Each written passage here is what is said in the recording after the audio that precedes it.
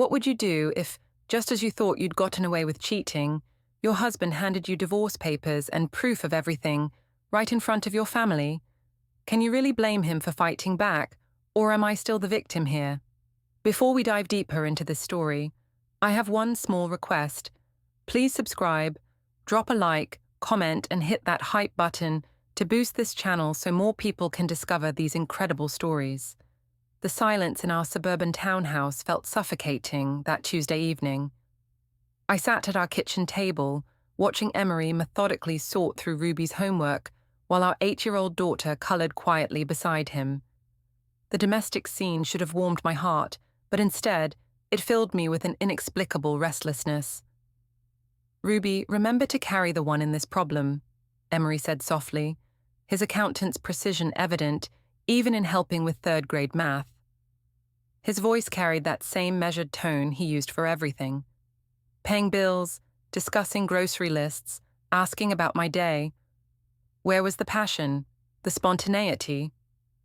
I cleared my throat. "Emery, I was thinking we could plan something special for this weekend. Maybe dinner out, just the two of us?" He didn't look up from the homework. "I promised Mom I'd help her with her taxes Saturday. Sunday works better." "You always have something else," I said, trying to keep my voice level. "When was the last time we did something romantic? Something that wasn't scheduled around your mother or work or—" "Lirienne, not in front of Ruby." His eyes finally met mine, but they held that familiar distant look. "We can talk about this later." Ruby glanced between us, her crayon hovering over her coloring book. The tension was palpable, even to her young mind. "Fine," I muttered, standing abruptly. "I'll be upstairs." In our bedroom, I grabbed my phone and scrolled through my messages. 3 unread texts from Maxen, the new department manager at work. He'd started just 2 months ago, bringing fresh energy to our stuffy customer service department. Unlike my husband, Maxen noticed things: my new haircut, when I wore his favorite color blue, the way I organized the monthly reports. His latest message made my pulse quicken. "Hope you had a good evening. Can't stop thinking about our conversation today about the new client protocols. You have such brilliant insights, Lirienne." I typed back quickly. "Thank you for noticing. It's nice when someone appreciates my ideas." The response came immediately. "Someone as intelligent and beautiful as you deserves to be appreciated every day." My heart raced as I read those words. When was the last time Emery had called me beautiful? When had he last made me feel seen, valued, desired? Footsteps on the stairs interrupted my thoughts. I quickly switched to a work email as Emery entered the room. "Ruby's in bed," he said, loosening his tie. "What did you want to discuss?" I turned to face him, phone still in my hand. "Us, Emery. We're like roommates, not husband and wife. You're never present, even when you're sitting right next to me." He paused in unbuttoning his shirt. "I don't understand. I'm here every evening. I help with Ruby. I handle the finances. I maintain the house." "That's not what I mean." Frustration bubbled up in my chest. "When did you stop seeing me as a woman instead of just Ruby's mother or your household manager?" "Lirienne, I love you. I work hard to provide for our family. But you don't show it." The words came out sharper than I intended. "You go through the motions, but there's no emotion behind it. No passion." Emery sat heavily on the bed's edge. "I'm tired, Lear. Between work and Ruby and everything else, I barely have energy for me," I finished. "You barely have energy for me." He was quiet for a long moment. "That's not fair." "Isn't it? When was the last time you surprised me? Took me somewhere special? Made me feel like I mattered?" My phone buzzed with another message. Emery's eyes flicked to the screen, but I angled it away instinctively. "Who's texting you this late?" he asked. "Just work stuff," I said quickly, powering down the phone. "See? This is what I mean. You're more interested in my phone than in having a real conversation with your wife." Emery's brow furrowed. "I was just asking." "You were being suspicious.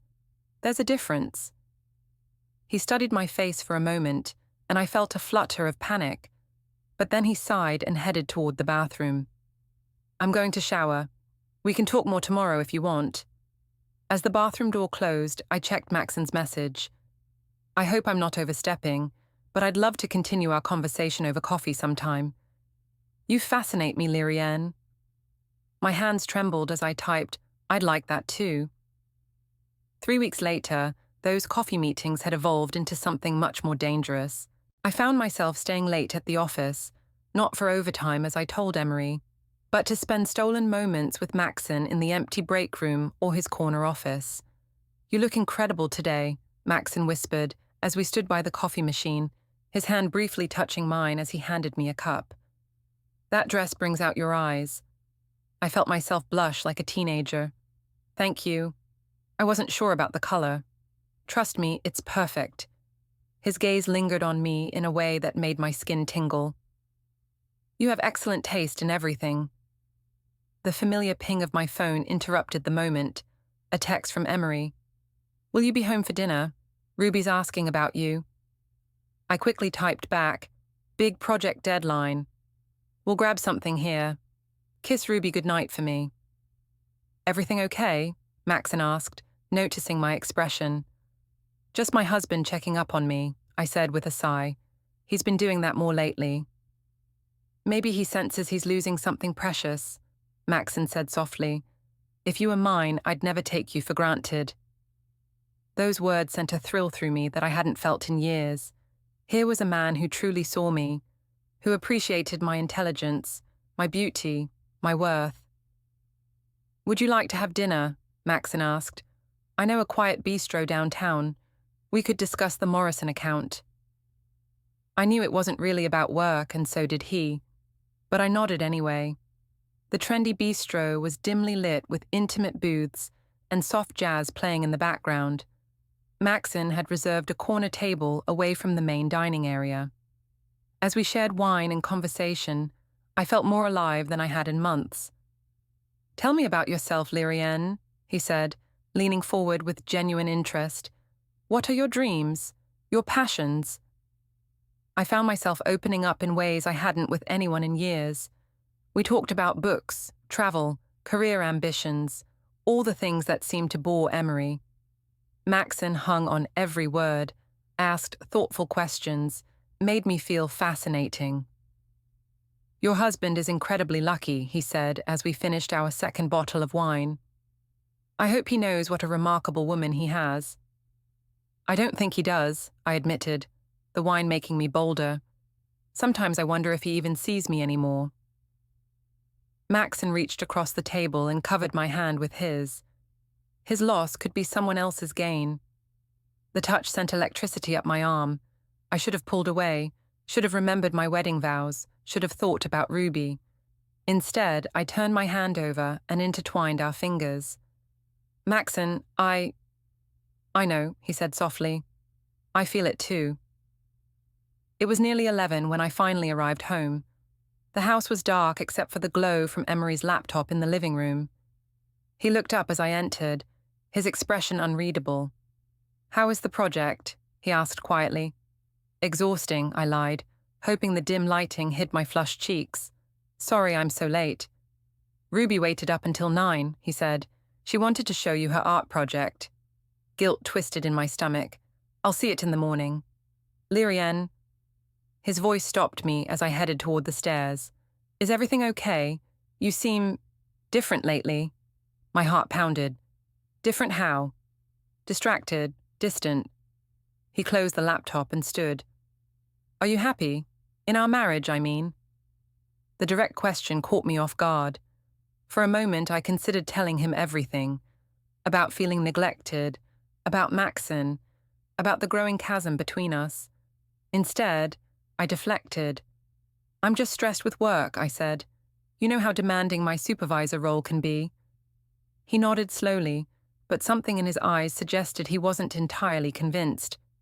"If you ever want to talk, really talk, I'm here." "I know," I said softly. "I'm just tired tonight." As I climbed the stairs, I could feel his gaze following me. In our bedroom, I quickly deleted the evening's text exchange with Maxen, before plugging in my phone. When Emery joined me 20 minutes later, I pretended to be asleep. But sleep wouldn't come. Instead, I lay there replaying every moment of the evening. Maxen's touch, his words, the way he made me feel beautiful and desired. For the first time in years, I felt like a woman instead of just a wife and mother. My phone buzzed softly with a new message. I waited until Emery's breathing deepened before checking it. Maxen. Tonight was incredible. I can't stop thinking about you, Lirienne. Sweet dreams. Beautiful. I clutched the phone to my chest, my heart racing. Tomorrow, I told myself. Tomorrow I'd put an end to this dangerous game. But even as I made that promise, I knew I was lying to myself. The affair had already gone too far to stop. The family gathering at our house 2 weeks later was supposed to be a pleasant Sunday dinner. Emery's mother Marion, my sister Tessa, and my father Gregory had all come over to celebrate Ruby's good report card. But the tension in the air was thick enough to cut. "Lirienne, you look tired, dear," Marion said as she helped set the table, her tone carrying just enough false concern to sting. "Are you getting enough rest?" "I'm fine, thank you," I replied, forcing a smile. "Just busy with work." "Yes, Emery mentioned you've been working very late recently." Her pale blue eyes studied me intently. "How dedicated of you." My sister Tessa shot me a sympathetic look from across the kitchen. "Don't mind her, Lir. You know how hard you work to provide for this family." I felt a surge of gratitude toward Tessa. At least someone understood the pressure I was under. "Speaking of work," my father Gregory interjected, clearly trying to change the subject. "How's that new management position treating you, sweetheart?" "It's challenging," I said, thinking of Maxen. "But I'm learning a lot from the new department manager. He really values my input." Emery looked up from carving the roast. "That's good to hear. You haven't mentioned him much." "Haven't I?" I kept my voice casual. "Well, he's very professional, very appreciative of good work." Marion's eyes narrowed slightly, but before she could comment, Ruby bounded into the dining room. "Grandma Marion, did you see my report card? I got all A's except for 1 B+ in science." "That's wonderful, sweetheart," Marion said, her stern expression melting as she hugged her granddaughter. "Your father must be so proud." "Both your parents are proud," Gregory corrected gently, but I noticed he emphasized both while looking at Marion. As we sat down to dinner, I found myself growing increasingly frustrated with the subtle tension. Here I was, working my heart out to contribute to our family. And instead of support, I got suspicious looks and passive-aggressive comments. "You know," I said, setting down my fork, "it would be nice to feel appreciated at home the way I do at work." The table went quiet. Emery paused mid-chew. "What do you mean by that?" Tessa asked gently. "I mean that I work incredibly hard, both at the office and here at home, and sometimes it feels like no one notices." I looked around the table, gathering momentum. At work, my contributions are valued. My ideas matter. People actually listen when I speak. "Lirienne," Emery said quietly, "maybe we shouldn't..." "Shouldn't what?" "Shouldn't talk about how lonely I feel in my own marriage." The words tumbled out before I could stop them. About how it feels to live with someone who's more interested in spreadsheets than in his own wife. Ruby's eyes went wide. Gregory shifted uncomfortably in his seat. "Honey," Tessa said softly, "maybe you and Emery need some time to talk privately." "We've tried talking," I interrupted, "but it's hard to have a conversation with someone who's emotionally absent. Do you know how long it's been since my husband complimented me? Since he planned a surprise or showed any real interest in my thoughts and feelings?" Marion's fork clinked against her plate as she set it down firmly. "Perhaps if you spent more time at home instead of working these mysterious late hours, you'd have more opportunities for conversation." "Mysterious?" I felt my cheeks burn. There's nothing mysterious about working hard to support my family. "Of course not, dear," Marion said with a tight smile.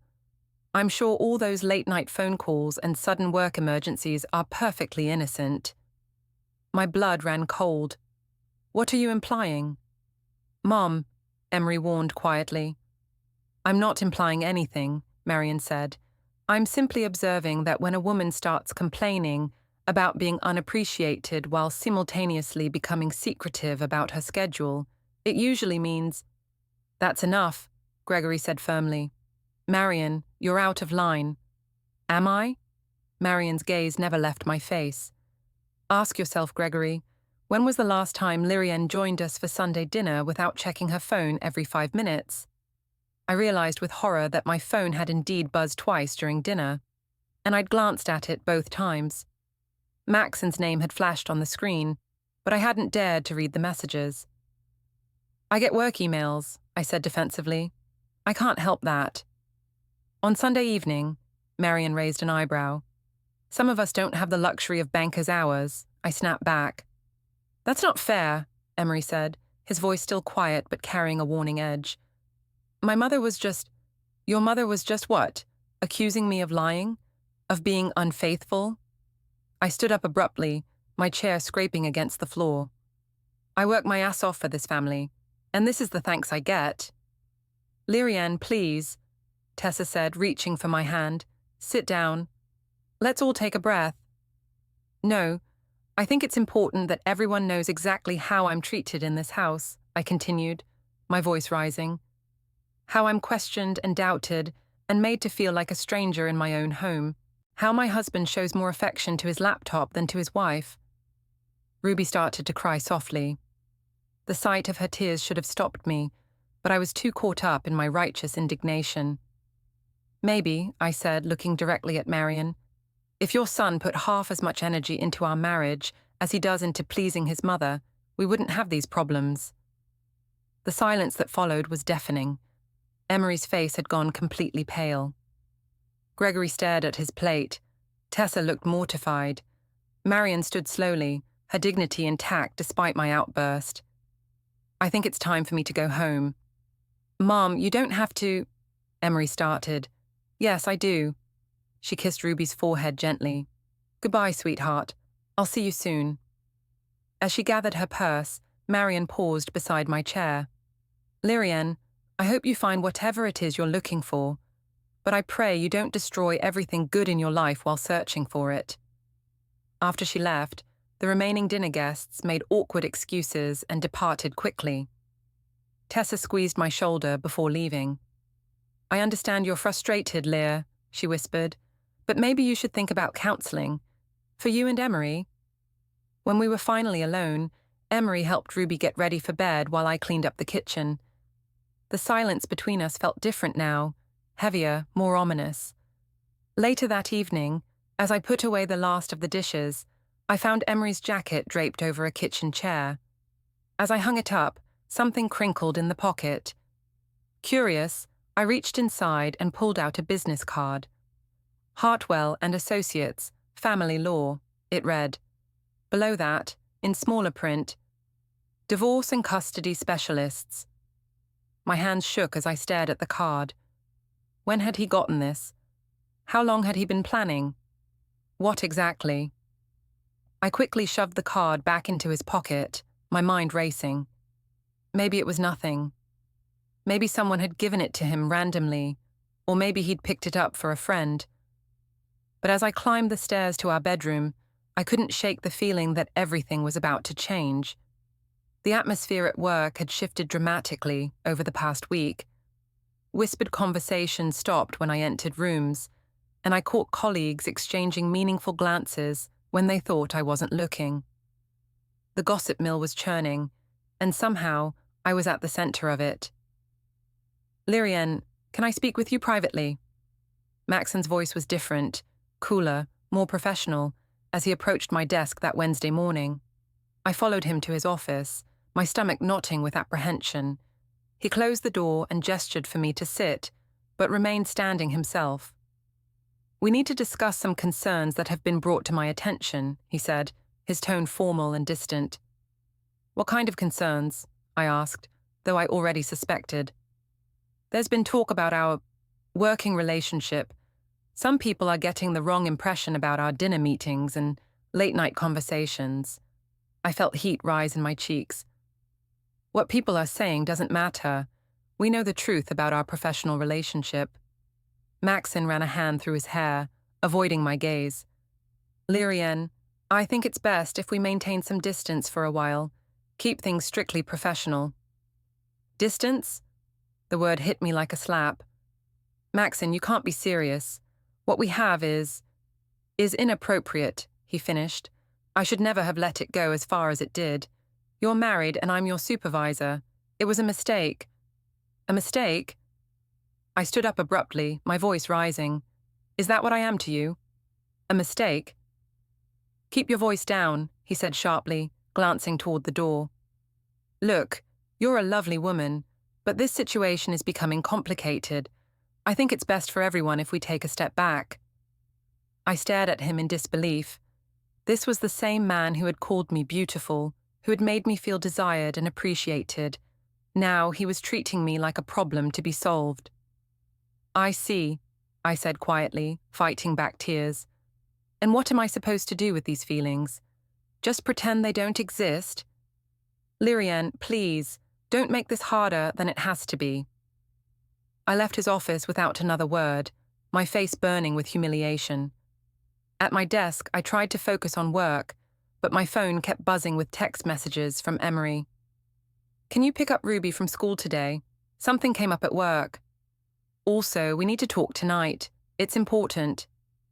Please confirm you got these messages. I typed back quickly. Yes, I'll get Ruby. What do we need to talk about? His response was immediate. We'll discuss it when you get home.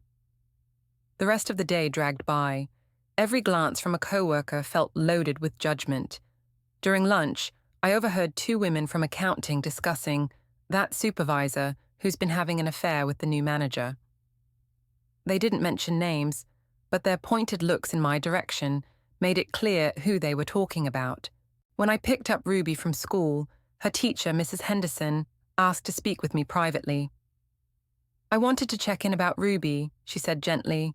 She seemed distracted lately, and yesterday she asked me if parents always get divorced when they fight a lot. My heart sank. We've had some tension at home recently. Nothing she needs to worry about. Of course, I just wanted you to know that if Ruby needs someone to talk to, our school counselor is available. The drive home was quiet, with Ruby staring out the window instead of chattering about her day as usual. When we pulled into our driveway, I noticed Marion's car parked across the street. Is Grandma Marion coming for dinner? Ruby asked hopefully. I don't think so, sweetheart. Go inside and start your homework. As Ruby ran into the house, Marion approached me. Her expression was serious but not unkind. Lirienne, I need to say something, and I hope you'll listen. I crossed my arms defensively. If this is about Sunday dinner, it's about my son, she interrupted, and my granddaughter. Whatever's going on with you, whatever you're going through, please think about them before you do something irreversible. I don't know what you think you know. I know that Emery hasn't been sleeping well. I know he's been asking questions about lawyers and custody arrangements. I know Ruby asked me last week if Mommy and Daddy still love each other. Marion's voice was steady but urgent. I also know that people at your office have been talking. My blood ran cold. What people? What are they saying? Does it matter? The point is that secrets have a way of coming to light. And when they do, the people who get hurt most are the innocent ones. She turned to leave, then paused. Lirienne, I've never particularly liked you, but I've always respected you as Ruby's mother. Don't lose that respect over something that isn't worth it. Inside the house, I found Emery in his home office, surrounded by papers and files. He looked up when I entered, and I was struck by how tired he looked. We need to talk, he said simply. So I gathered from your texts. I tried to keep my voice light. What's so urgent? He gestured to the chair across from his desk. Sit down, please. I remained standing. Just say whatever you need to say. Emery sighed and leaned back in his chair. I've been doing some thinking about our marriage, about where we are and where we're heading. And I think we need professional help, marriage counseling, maybe some individual therapy for both of us. I felt a mix of relief and panic. That's actually a good idea. I've been thinking the same thing. Have you? His tone was neutral, but something in his eyes suggested he doubted my sincerity. Of course, our communication has been terrible lately, and I know I've been stressed with work. Lirienne. He said my name quietly, but it cut through my words like a knife. I know about the late dinners, the restaurant receipts that don't match your overtime claims, the phone calls and text messages. My mouth went dry. I don't know what you're talking about. I think you do. He opened a desk drawer and pulled out a folder. I've been trying to understand what's been happening to us, to our family. I hired someone to help me figure it out. You hired someone? My voice came out as a whisper. You had me followed. I had to know the truth, for Ruby's sake, if not for mine. The room seemed to spin around me. Emery, whatever you think you know, I know enough. He stood up slowly. The question now is what we do about it. I stared at him, this man I'd been married to for 9 years, and realized I had no idea what he was thinking. The quiet, predictable accountant I'd grown bored with had been quietly gathering evidence against me. What do you want from me? I asked finally. I want the truth, all of it, and then we'll decide how to move forward. Before I could respond, Ruby appeared in the doorway. Daddy, can you help me with my math homework? Of course, sweetheart, Emery said, his voice immediately warming. Give me just a few minutes to finish talking with Mommy. After Ruby left, Emery looked at me with an expression I'd never seen before. Not anger, not hurt, but something that looked almost like pity. Think about what you want to say, Lirienne, because tomorrow we're going to have that conversation, whether you're ready or not. That night, I lay awake staring at the ceiling, my mind racing through possible explanations, excuses, justifications. But deep down, I knew the truth was about to come out, and I had no idea how to stop it. The next morning, Emery was gone before I woke up, leaving only a note on the kitchen counter. Meeting at Hartwell and Associates at 2 p.m. Address attached. We need to discuss our future. My hands trembled as I read the note. This wasn't the marriage counseling I had expected. This was something else entirely. I called in sick to work, unable to face the whispers and stares, and spent the morning in a panic, calling Maxen repeatedly. His phone went straight to voicemail every time. Maxen, please call me back, I said in my 4th message. Something's happening with my husband, and I need to talk to you. Please. At 1:30 p.m., I drove to the address Emery had provided. Hartwell and Associates occupied the entire 3rd floor of a downtown office building. The receptionist, a woman in her 50s with kind eyes, directed me to conference room B. Mrs. Vale is here, she announced into her headset. Yes, sir, I'll send her in. The conference room was larger than I'd expected, with a long mahogany table and floor-to-ceiling windows overlooking the city. Emery sat at one end of the table, flanked by a man in an expensive suit who could only be his attorney. Across from them sat my father Gregory, looking uncomfortable and confused. Dad, I said, surprised. What are you doing here? Emery asked me to come, he said quietly. He said it was important family business. I took a seat at the opposite end of the table from Emery, my heart pounding. Where's Tessa? She couldn't make it, Emery said.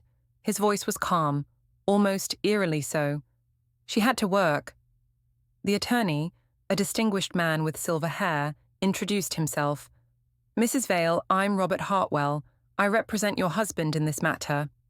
What matter? I asked, though I was beginning to understand. Mr. Hartwell slid a thick folder across the table toward me. Before we begin, I want you to know that everything we discuss today is being recorded for legal purposes. You have the right to have your own attorney present. I don't need an attorney, I said quickly. This is just a misunderstanding. Emery's expression didn't change. Open the folder, Lirienne. With shaking hands, I lifted the cover. Inside were photographs, me and Maxen at the bistro, holding hands across the table. Me and Maxen in the parking lot of a hotel I'd never seen before, though the timestamp showed it was from last Tuesday when I'd told Emery I was working late. I don't understand, I said, staring at the photos. We never went to any hotel. This must be some kind of mistake. Keep looking, Emery said quietly. The next pages contained printed text messages between Maxen and me, including ones I didn't remember sending. Messages that were far more explicit than anything I recalled typing. These aren't real, I said desperately. Someone doctored these. Emery, you have to believe me. Mr. Hartwell cleared his throat. Mrs. Vale, we also have credit card records showing charges at restaurants and hotels that don't correspond with your stated whereabouts. Phone records indicating frequent calls and texts with Mr. Maxen Dorr, and testimony from several of your co-workers regarding your relationship. I felt the room spinning around me. Testimony? What testimony? Your colleague Sarah Martinez reported seeing you and Mr. Dorr in what she described as intimate conversation on multiple occasions. Your friend Jennifer Walsh from HR confirmed that you asked her about the company's policy on workplace relationships. That doesn't prove anything, I protested, but my voice sounded weak even to my own ears. Emery spoke for the first time since I'd opened the folder. Lirienne, 3 weeks ago, you told me you were working late on the Morrison account, but the Morrison account was completed 2 weeks before that. I called your office that night at 9 p.m. You weren't there. I might have been in a different department or I had you followed that night, he said simply. You were at the Marriott downtown with Maxen Dorr. You stayed for 3 hours. The words hit me like a physical blow. I looked at my father, whose face had gone pale. Lirienne, Gregory said softly, please tell me this isn't true. I opened my mouth to deny it, to explain, to somehow make this all go away. But looking at the evidence spread across the table, at Emery's calm, determined face, at my father's disappointment, I realized that lies wouldn't work anymore. It's not what you think, I said finally. I never meant for it to happen. I was lonely, and Maxen made me feel. Stop, Emery said quietly. Please don't make this worse. Mr. Hartwell pulled out another set of documents. Mrs. Vale, your husband is filing for divorce on grounds of adultery. He's also seeking primary custody of your daughter Ruby. No, I said immediately. You can't take Ruby away from me. I'm her mother. A mother who's been having an affair while her 8-year-old daughter asked her teacher if her parents were getting divorced, Emery said, his voice finally showing emotion. A mother who missed Ruby's school play last week because she was with another man. I was sick that night. You were at dinner with Maxen. I have the receipt. I stared at him, this man I'd thought I knew so well. How long have you known? I suspected for about a month. I've had proof for 2 weeks. And you said nothing. I was hoping you'd end it on your own. I was hoping you'd choose our family. The pain in his voice was unmistakable, and for the first time, I truly understood what I'd done, not just to him, but to Ruby, to our life together. Emery, please, I said, tears starting to fall. We can work through this. We can go to counseling. We can... It's too late for that, he said. I can't trust you anymore, Lirienne, and I won't expose Ruby to this instability. I looked desperately at my father. Dad, say something. Help me. Gregory was quiet for a long moment, then spoke slowly. Sweetheart, if what Emery is saying is true, you need to think about what's best for Ruby now. I am thinking about Ruby, I protested. She needs her mother. She needs stability, Emery corrected. She needs to know that the adults in her life will put her needs first. Mr. Hartwell slid another document across the table. These are the divorce papers, Mrs. Vale. You'll need to sign them and return them within 30 days. I stared at the papers, the legal language blurring through my tears. What about Maxen? Did you confront him too? Emery's expression hardened slightly. Mr. Dorr has been transferred to another branch. He won't be returning your calls. The words hit me like a slap. Transferred? When? Yesterday, apparently his superiors weren't pleased about his involvement with a married subordinate. I felt the last of my defenses crumble. Maxen was gone. My marriage was over. My daughter might be taken away from me. And it was all my fault. "I need time to think," I said weakly. "You have 30 days to respond to the divorce petition," Mr. Hartwell said. "But Mrs. Vale, I should warn you, fighting this will only make things more difficult and expensive for everyone involved. Your husband has substantial evidence, and prolonging the process will only hurt your daughter more." As I gathered the papers with shaking hands, Emery spoke one last time. "Lirienne, I loved you. I really did. I just wish that had been enough." I looked at him, really looked at him, and saw not the boring, distant man I'd convinced myself I'd married, but a good father and husband who'd been betrayed by the person he'd trusted most. "I'm sorry," I whispered, but the words felt inadequate for the magnitude of what I'd destroyed. "I know," he said sadly. "So am I." 2 months later, I sat in family court, watching my life officially fall apart. My attorney, a overworked public defender named Patricia Chen, shuffled through papers with the resignation of someone who'd seen this scenario play out countless times before. "Mrs. Vale," she said quietly, "I have to advise you again that fighting for primary custody isn't in your best interest. Your husband's evidence is overwhelming, and the judge has already expressed concerns about stability." I looked across the courtroom at Emery, who sat with his attorney and Marion. He looked thinner than I remembered, but there was a quiet strength in his posture that I'd never noticed before. Ruby wasn't present. She was at school, blissfully unaware that her parents were in court deciding her future. "I'm her mother," I said for what felt like the 100th time. "That has to count for something." "It does," Patricia replied patiently. "Which is why you'll have visitation rights. But Mrs. Vale, you need to understand the reality of your situation. You had an affair, you lied repeatedly to your family, and you've shown a pattern of putting your own desires above your daughter's needs." The words stung because they were true. In the 2 months since the confrontation at the law office, I'd had plenty of time to reflect on my choices. Maxen had never returned my calls. His replacement at work barely acknowledged my existence. The gossip at the office had died down, but I still felt the weight of judgment from my colleagues. Tessa had tried to be supportive, but even she seemed uncertain about how to help me. "I just don't understand how it got this far, Leah," she'd said during one of our awkward coffee meetings. "Why didn't you talk to someone before it reached this point?" I couldn't explain it to her, because I didn't fully understand it myself. How had I convinced myself that I was the victim in my marriage?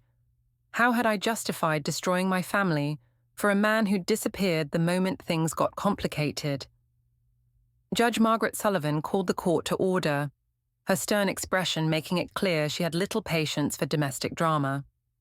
She reviewed the case files while we waited in tense silence. "This is a petition for divorce and custody modification," she began. "Mr. Vale is seeking primary physical custody of the minor child, Ruby Vale, age 8. Mrs. Vale is contesting this arrangement." My attorney stood. "Your Honor, while Mrs. Vale acknowledges that mistakes were made in the marriage, she maintains that the child's best interests are served by remaining with her primary caregiver." "Ms. Chen," the judge interrupted, "I've reviewed the evidence in this case. Mrs. Vale's mistakes included a months-long extramarital affair, repeated deception, and prioritizing her relationship with her paramour over her child's emotional needs. The school counselor's report indicates that Ruby has been exhibiting signs of anxiety and has asked multiple adults whether her parents' fighting means they'll get divorced." I felt my cheeks burn with shame. Ruby's anxiety was my fault. Her fear, her confusion, her sleepless nights, all of it traced back to my selfish choices. "Your Honor," I stood up abruptly, ignoring my attorney's restraining hand on my arm. "I know I made terrible mistakes, but I love my daughter. I'm willing to do whatever it takes to prove that I can be a good mother." Judge Sullivan studied me for a long moment. "Mrs. Vale, love isn't always enough. Children need stability, consistency, and adults who put their needs first. Can you honestly say you've provided those things? The question hung in the air like an accusation. I thought about all the evenings I'd spent texting Maxen instead of helping Ruby with homework. The school play I'd missed. The family dinners I'd disrupted with my complaints and accusations. I can do better, I said quietly. I want to do better. Perhaps, the judge said, but that's something you'll need to prove over time. Mr. Hartwell, please present your custody proposal. Emery's attorney stood and outlined their plan. Emery would have primary physical custody, with me getting supervised visitation every other weekend and one evening per week. I would be required to attend counseling and parenting classes. Any overnight visits would be contingent on completing these programs and demonstrating stability. Supervised visitation, I asked, my voice cracking. You don't trust me alone with my own daughter. Judge Sullivan's expression softened slightly. Mrs. Vale, this isn't about punishment. It's about ensuring Ruby's emotional well-being during a difficult transition. The supervisor will be a neutral party who can help facilitate healthy interactions and report on your progress. As the judge outlined the terms of the divorce, division of assets, spousal support, visitation schedules, I felt increasingly disconnected from the proceedings. This couldn't be my life. 3 months ago, I'd been a married woman with a stable home and a beautiful daughter. Now I was a divorced single mother with supervised visitation rights and a reputation in ruins. Mrs. Vale, the judge said, drawing my attention back to the courtroom, I'm also ordering that you vacate the family home within 30 days. Mr. Vale will maintain residence there to provide stability for Ruby. Where am I supposed to go? I asked desperately. That's not the court's concern, Judge Sullivan replied, but I suggest you focus on finding suitable housing and completing your counseling requirements. Your next custody review will be in 6 months. As the court session ended, I watched Emery gather his papers with the same methodical precision he'd always shown. But there was something different about him now, a quiet confidence that hadn't been there during our marriage. He approached me as I sat in stunned silence. Lirienne, I want you to know that I don't want to keep Ruby from you. I just want what's best for her. I looked up at him. This man I'd convinced myself was boring and inattentive. I never meant for it to go this far, Emery. I never wanted to hurt Ruby. I know, he said sadly, but intentions don't always match outcomes. As he walked away with his mother and attorney, I realized that I'd lost more than just my marriage and custody of my daughter. I'd lost the respect of everyone who mattered to me, including myself. That evening, I sat in my empty apartment, a cramped one-bedroom place that was all I could afford on my single income, and tried to call Maxen one more time. The number was disconnected. I'd traded my stable, loving husband for an exciting lover who'd vanished at the first sign of trouble. I'd given up my family home for stolen moments in hotel rooms. I'd sacrificed my daughter's security for the temporary thrill of feeling desired. And now, as I sat alone with the divorce papers spread across my tiny kitchen table, I finally understood what Marion had tried to warn me about. I'd destroyed everything good in my life while searching for something that was never real to begin with. The supervised visitation would start next weekend. I would see my daughter for 4 hours on Saturday afternoon, with a court-appointed supervisor watching my every interaction. The woman who'd once been Ruby's primary caregiver would now be treated like a potential threat to her own child's well-being. As I signed the final divorce papers, my hand shaking with each letter of my name, I realized that this was what consequences looked like.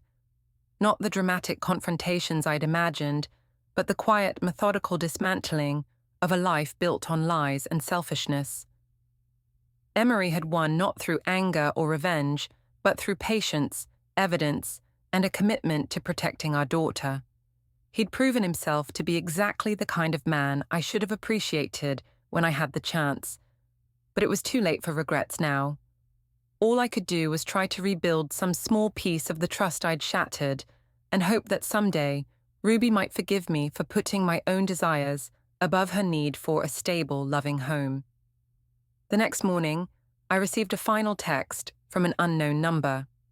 Heard about the divorce, hope it was worth it. A friend from the office. I deleted the message and turned off my phone. I had 6 months to prove I could be the mother Ruby deserved. It was the most important challenge of my life, and I was determined not to fail again.